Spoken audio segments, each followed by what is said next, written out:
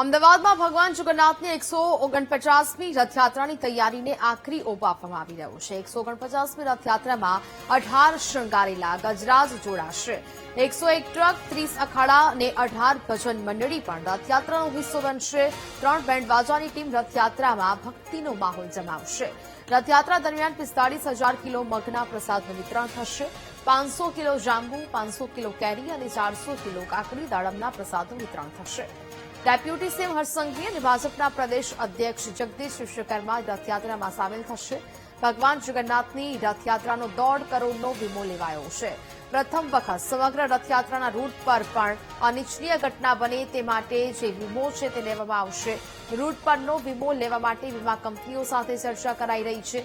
અત્યાર સુધી રથયાત્રાનો મંદિરના પ્રાંગણનો વીમો જ લેવામાં આવતો હતો। 45,000 કિલો મગના પ્રસાદનું પણ સાથે સાથે વિતરણ કરવામાં આવશે। જો કે હવે રથયાત્રાનો 1.5 કરોડનો વીમો પણ લેવામાં આવ્યો છે, જેને લઈને વીમા કંપનીઓ સાથે ચર્ચા કરવામાં આવી રહી છે। રથયાત્રા અસલ પરંપરાગત માર્ગો ઉપર જ ફરશે, જેના અગ્રભાગમાં 18 શણગારેલા ગજરાજો, ત્યાર પછી 101 ટ્રકો ઉપર ભારતીય સંસ્કૃતિની ઝાંખીઓ, અંગ કસરતના પ્રયોગો સાથે 30 અખાડા, 18 ભજન મંડળીઓ, 3 બેન્ડ વાલા રહેશે।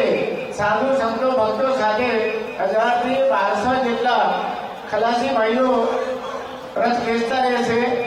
દેશભરમાંથી લગભગ આશરે 2 થી 2,500 સાધુ સંતો હરિદ્વાર, અયોધ્યા, નાસિક, ઉજ્જૈન, જગન્નાથપુરી અને આપણે સૌરાષ્ટ્રમાંથી અહીંયા પધારશે।